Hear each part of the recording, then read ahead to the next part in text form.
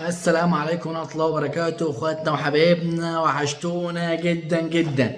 الاهلي وسيراميكا، الاهلي بيلعب سيراميكا كل اثنين وخميس. انا الفيديو ال 150 اللي عمله الاهلي وسيراميكا انا مش فاهم في ايه ده.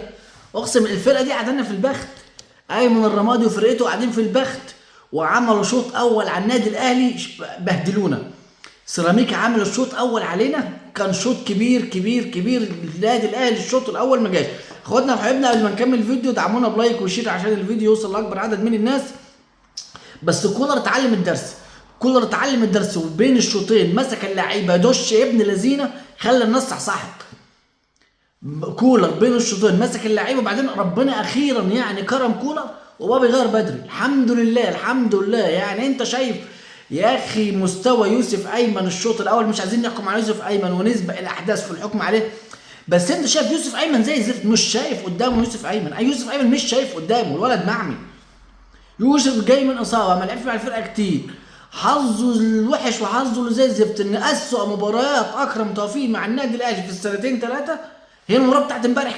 كمان اكرم امبارح مش شايف.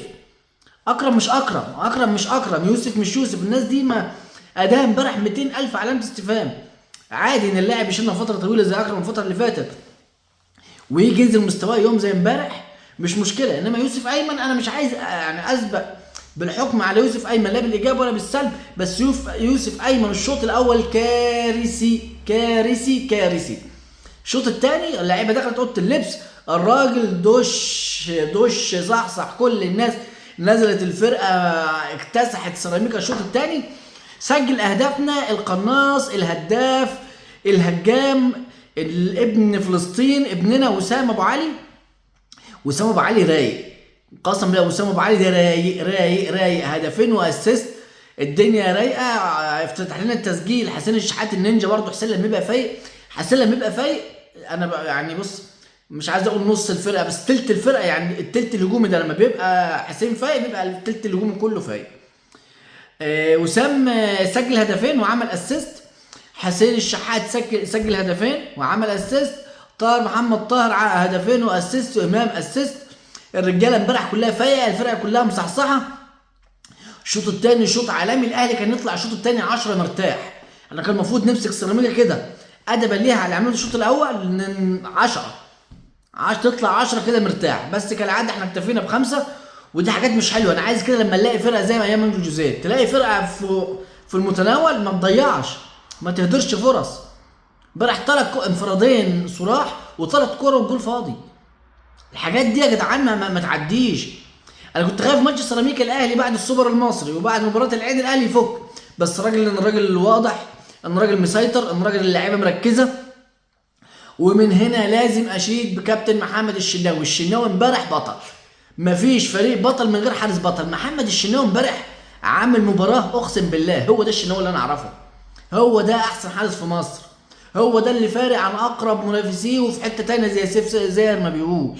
الشناوي لما بيكون مركز وبيكون ذهنه حاضر وبيكون في كامل لياقته زي ما شفت امبارح كده. كل كوم امبارح والانفراد بتاع زلاكا كوم، زلاكا يا دوب استلم، كان الشناوي انقضاض زي الصقر على الكره. الشناوي حارس كبير، حارس يعني يبقى في كده انت تبقى مطمن، تبقى مطمن. اتفرجوا انا بقول للناس اللي حوالينا والناس المنافسين لنا، اتفرجوا وشوفوا الاهلي، اتفرجوا وشوفوا الفرقه بتعمل ايه، اتفرجوا وشوفوا الاداء، اتفرجوا وشوفوا الاهداف.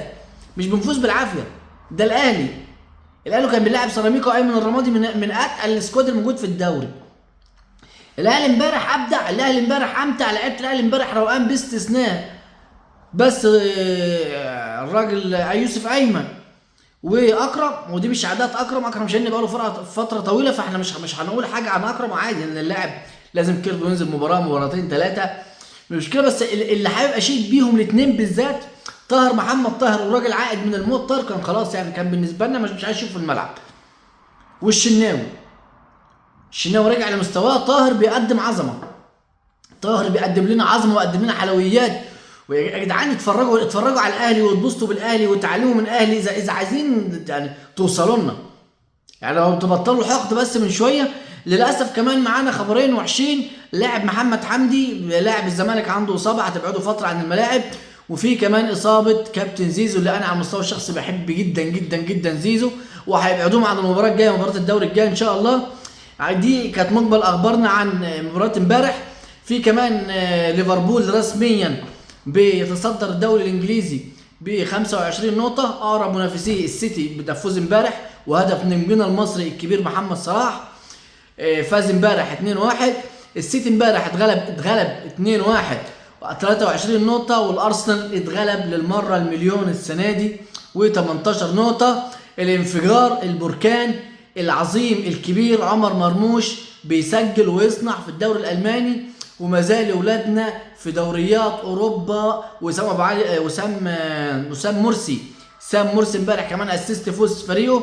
ولادنا في الدوريات الاوروبيه انفجار انفجار انفجار انفجار. ولادنا بيقدموا كوكتيل من العظمه ومن الجمال. اخواتنا وحبايبنا شرفتونا ونورتونا، دعمونا بلايك وشير وكومنت لطيف من اخواتنا وحبايبنا، والسلام عليكم.